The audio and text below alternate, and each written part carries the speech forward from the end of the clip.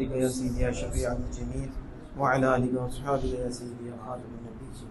ہمارا حال یہ ہوتا ہے کہ جب ہم اس کرسی پہ بیٹھتے ہیں تو ہم کہتے ہیں درود پڑھو، اور بعض دفعہ ہمارے حضرات زیادتی کر جاتے ہیں، وہ کہتے ہیں تمہیں محبت ہی نہیں۔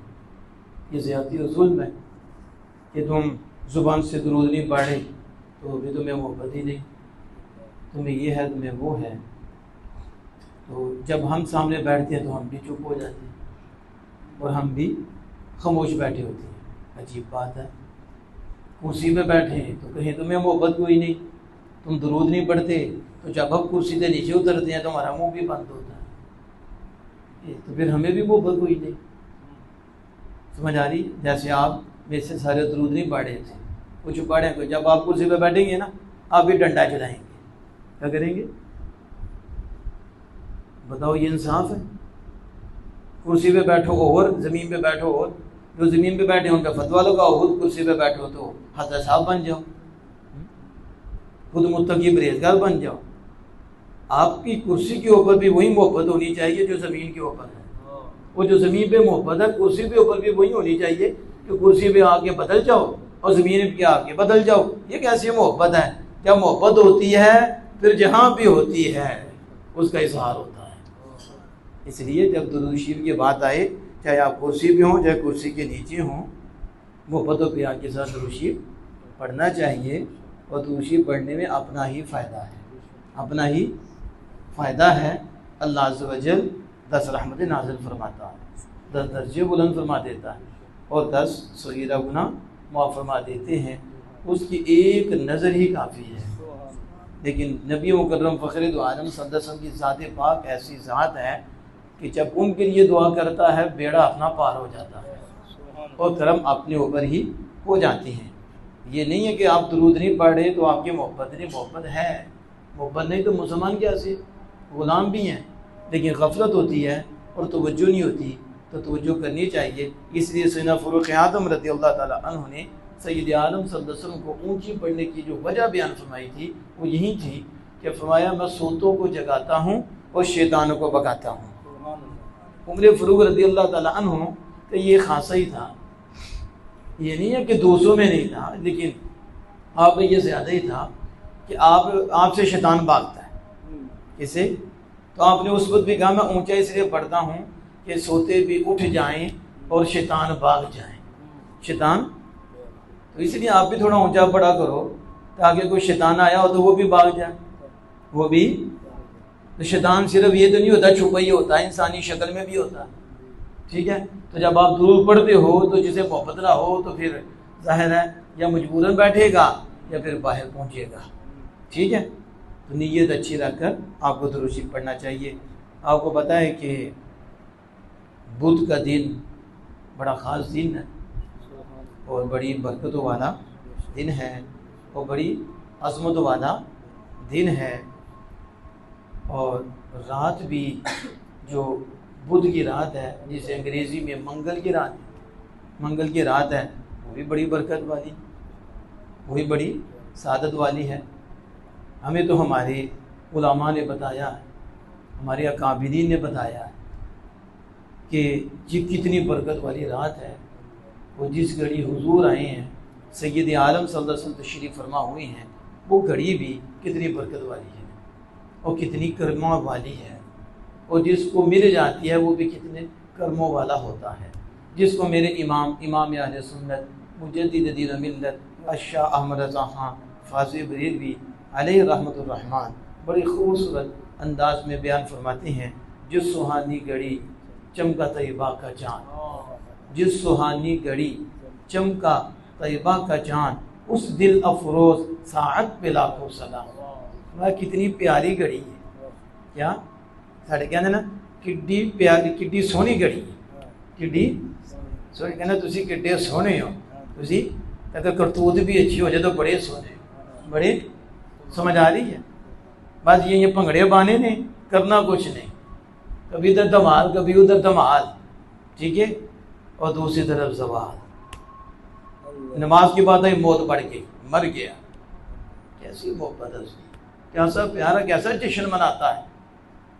کہ جن کا جشن منا رہا ہے ان کی اطاعت سے روگردانی ہے، ان کی فرما برداری سے منہ پھیرتا ہے، تکلیف ہوتی ہے اس کو. لیکن دیکھو نا جس سے حضور کی نسبت ہو جاتی ہے، عقید جہاں صلی اللہ علیہ وسلم کا تعلق ہو جاتا ہے، وہ بے جان بھی ہو تو برکت والا ہو جاتا ہے، اور روح بھی نہ ہو، غیر سے روح بھی ہو، وہ بھی برکت والا ہو جاتا ہے، وہ عظمت والا ہو جاتا ہے. ہم نے تو یہ پڑھا ہے، ہمیں قرآن کا بھی نور ملا ہے اور احادیث مصطفیٰ صلی اللہ علیہ وسلم کا نور بھی ملا ہے، صحابہ کا کردار بھی ہمارے سامنے ہے، اہل بیت اطہار کا کردار بھی ہمارے سامنے ہے، اور ائمہ دین کا کردار بھی موجود ہے، بزرگان دین کا بھی کردار موجود ہے. جو سید العالمین صلی اللہ علیہ وسلم سے چیز منسوب ہو جاتی ہے وہ عظمت والی ہو جاتی ہے، وہ برکت والی ہو جاتی ہے. اس پہ اگر گفتگو کریں تو اس پہ بھی کافی ٹائم درکار ہے، لیکن میرا موضوع یہ نہیں کہ میں اس کے متعلق گفتگو کروں. لیکن جو بات کر رہا ہوں، اعلیٰ حضرت کہتے ہیں کہ جس سہانی گھڑی، وہ پیاری گھڑی، وہ سونی گھڑی، وہ سونی کیسے ہو گئی ہے؟ انہیں کو سوٹ پہنے ہیں، وہ راتوں اٹھ کے عبادت کرتی رہی ہے، سونی ہو گئی ہے. گھڑیاں تو سب رب کی ہیں، گھڑیاں رب کی ہیں. سارے اوقات، وقت تو وقت ہی ہے، کہ وقت نہیں ہے تو کوئی اور چیز ہے. کیا یہ صبح کا وقت نہیں ہے تو دوپہر کا وقت نہیں ہے، عصر کا وقت نہیں ہے تو شام کا وقت نہیں ہے. ہم وقت کے باہر نکل سکتے ہیں. الگ بات ہے کہ آپ کتابیں تو پڑھتی ہیں لیکن برتن کی پھر بھی آپ کو سمجھ نہیں آتی. کس کی سمجھ نہیں آتی؟ برتن کی. ایک برتن حقیقتاً برتن ہوتا ہے، ایک برتن کے مرتبہ بھی ہوتا ہے. حقیقتاً تو نہیں ہوتا لیکن بمنزلہ ظرف ہی ہوتا ہے، مرتبے میں ہی ہوتا ہے. اب یہ تو نہیں کہ کولا سامنے ہو، بیچ میں پانی ہو، یہ برتن ہے، ٹھیک ہے، تو تسی بھی کسی برتن دے اندر ہی ہو. تو جو کوئی برتن جو باہر ہے، وقت بھی ایک برتن ہے جس کے اندر آپ ہو، وقت سے باہر نہیں ہوا، وقت سے باہر نہیں ہوا، وقت کے اندر ہو. اور جگہ کے اوپر ہوا، زمین، زمان، مکان، یہ وقت. تو یہ اوقات جو ہوتے ہیں یہ عام ہوتے وقت ہیں، لیکن بعض وقت ایسے ہیں کہ ان کا اپنا کمال نہیں ہے. ان میں جو کام ہوا، ان میں جو ذات آئی، اس کی وجہ سے ان اوقات کو شرف ملا اور وہ دوسرے اوقات سے ممتاز ہو گئے، اور وہ دوسرے اوقات سے منفرد ہو گئے، اور وہ جگہ بھی دوسری جگہوں سے ممتاز ہو گئیں. حالانکہ جگہ کو نفل تو نہیں پڑھ رہی، جگہ تو کوئی فرض تو نہیں ادا کر رہی، لیکن مکہ کی جگہ بہترین جگہ ہے، مدینہ پاک کی جگہ بہترین جگہ ہے. اس جگہ پہ سجدہ ہوتا ہے، اس کی ویلیو بڑھ جاتی ہے. مدینہ پاک جب بندہ جاتا ہے اس کی ویلیو بڑھ جاتی ہے. ساری جگہ برابر کیوں نہیں؟ کہا اس لیے ہر جگہ میں نہ تو مکہ ہے، نہ ہر جگہ میں خدا کا گھر ہے وہ والا، اور نہ ہی ہر جگہ میں مدینہ پاک، جو ہر جگہ میں روضہ مصطفیٰ ہے. جہاں روضہ مصطفیٰ ہے، جہاں حضور چلے ہیں، وہ جگہ بھی منفرد ممتاز ہے، اور جہاں خدا کا گھر ہے وہ جگہ بھی منفرد ممتاز ہے. اس لیے وہاں کے سجدے کی اور ویلیو ہے، یہاں کے سجدے کی ویلیو ہے. بتا رہا ہوں، وقت نسبت سے شرف پا جاتے ہیں، وقت تعلق سے شرف آ جاتے ہیں. اور قرآن کے ساتھ لگا ہوا گتا بھی قرآن کی نسبت سے شرف آ جاتا ہے، قرآن کی نسبت سے یہ ممتاز ہو جاتا ہے. آج لوگوں کو بڑے مسئلے ہیں، ایک مسئلہ نہیں ہے، بلکہ آج کے دور میں تو ایسے سمجھیں کہ فتنے بارش کی طرح برس رہے ہیں، بارش کی طرح فتنے ہیں، اور فتنے باز ہیں جو منہ میں آتا وہ پک دیتے ہیں، انہیں پتہ ہی کوئی نہیں. یہ یاد رکھیں، سید العالمین صلی اللہ علیہ وسلم کی ذات پاک وہ ذات پاک ہے جن کو کسی مخلوق سے شرف نہیں ملا، بلکہ وہ ایسی ذات ہے کہ ہر مخلوق کو جو بھی شرف، جو بھی عظمت نصیب ہوئی ہے اسی ذات پاک سے نصیب ہوئی ہے. یہ اپنے ذہن میں چیز رکھنی ہے. جو میں عرض کر رہا ہوں کہ جس سہانی گھڑی چمکا طیبہ کا چاند، اس دل افروز، اس اب بات جنہیں فارسی پڑھی ہے انہیں تو پتہ ہے کہ دل افروز کی ہے، ٹھیک ہے، نہیں تو پھر رٹا لگ جائے گا، نہیں تو پتہ نہیں وہ دل فروز پڑھے افروز پڑھے، اسے کیا پتا کہ دل افروز کیا ہے۔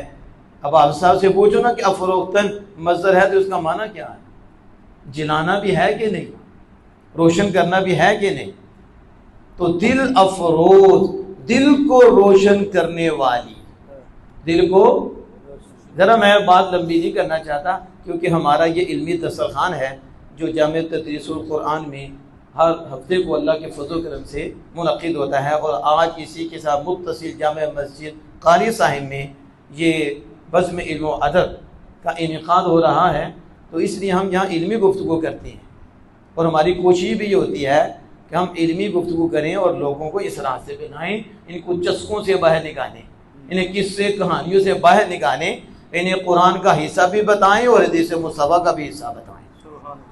اس لیے یہ بات کر رہا ہوں کہ دل افروز، دل کیا کرنے والی، دل روشن کرنے والی، کیا کون، ساعت، گھڑی۔ انہیں تو رسول اللہ سے مسئلہ ہے کہ وہ دل روشن کرتے، وہ دل پاک کرتے ہیں۔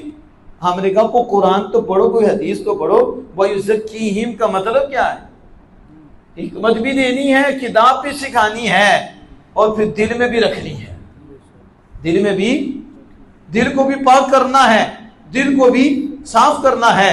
لیکن میرے اعلیٰ حضرت کہتے ہیں حضور تو حضور ہیں اور غلام حضور تو غلام حضور ہیں، ابو بکر تو ابو بکر ہیں، عمر تو عمر ہیں، اور عثمان تو عثمان ہیں، علی تو علی ہیں، حسن تو حسن ہے، حسین تو حسین ہے، ابو ہریرہ تو ابو ہریرہ ہیں، عبداللہ بن مسعود تو عبداللہ بن مسعود ہیں، سعد بن ابی وقاص سعد بن ابی وقاص ہیں، حضرت عبد الرحمن بن ابی بکر وہ عبد الرحمن بن ابی بکر وہ بھی ہیں۔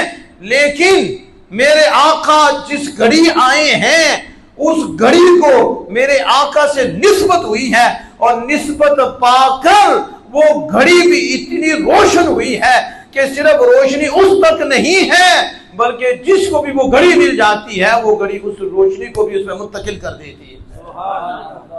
دل افروز ساعت پہ لاکھوں سلام، وہ گھڑی بھی دل کو روشن کرنے والی ہے، اعلیٰ حضرت اس گھڑی پہ بھی لاکھوں سلام۔ شاید آپ سمجھیں، آپ کو کب پتا چلے گا کہ محبت کیا ہے، عشق کیا ہے، آمینہ کے لال کا مقام کیا ہے۔ میرے اعلیٰ حضرت تو اس گھڑی کو بھی سلامیاں دیتی ہیں، وہ کہتے ہیں لکھاں سلام گھڑی، وہ تیری قسمت میں تھا وہ وقت جب رسول اللہ تشریف لائے۔ یہ تو وہ روتے ہیں، وہ تڑپتے ہیں کہ جن کی قسمت میں یہ نہیں تھا کہ ہم بھی ہوتے، ہم بھی وہ جلوے دیکھتے اور اس گھڑیوں سے فیضیاب ہوتے، لیکن وہ لجپال آقا ہیں، آئے تو ایک دفعہ ہیں، گھڑی کی رونق اور گھڑی کی روشنی اور اس کا منور کرنا وہ قائم ہے۔ جب بھی وہ گھڑی آئے گی وہی فیض آئے گا، وہی، اور وہ فیض آگے منتقل ہوگا۔ ہاں وہ لینے والا تو ہو، کوئی اس دل سے بیٹھے تو صحیح، کوئی اٹھے تو صحیح، اس وقت ذکر تو کرے، سلامی تو پیش کرے۔ اسی کے تناظر میں بات آپ کے سامنے رکھتا ہوں۔ لوگ تو آپ کو پتا ہے سوال ایسے کرتے ہیں جیسے لگتا ہے کہ عقل سے پیدل ہیں، عقل سے، اور جیسے لگتا ہے کہ یتیم العلم ہے، یتیم اور یتیم العقل بھی ہے۔ ایسے سوال کرتے ہیں، کہتے ہیں آئے تو ایک دفعہ تھے، آئے تو بس ٹھیک ہے، اس وقت برکتیں ہوئیں، اس وقت رحمتیں ہوئیں، اس وقت کرم ہوئے، اس وقت فضل ہوئے، اس وقت شرف نازل ہوئے، دائیں بائیں برکتیں ہو گئیں، آگے پیچھے برکتیں ہو گئیں، آنے سے پہلے بھی برکتیں تھیں، جب تشریف فرما ہو گئے تو پھر برکتیں، پھر رحمتیں، پھر نوازا جا رہا ہے، خوشبریاں دی جا رہی ہیں، اور درخت جو ہیں ہریالی آ گئی ان کے اوپر، سبز درخت جو ہیں یہ پھل لے آئے ہیں، اور جانور وہ خوش ہو گئے ہیں، پانی چل پڑے ہیں، اور تر و تازگیاں ہو گئی ہیں، یہ ماحول بن گیا ہے۔ بس کہ اس وقت تھا، اب تو نہیں ہے، کیونکہ اب تو وہ آ ہی نہیں رہے، بس ایک دفعہ آئے تھے تو زیادہ برکت محدود ہو گئی۔ ہم نے کہا اس لیے ہم تو کہہ رہے ہیں تم یتیم العلم ہو اور یتیم العقل ہو۔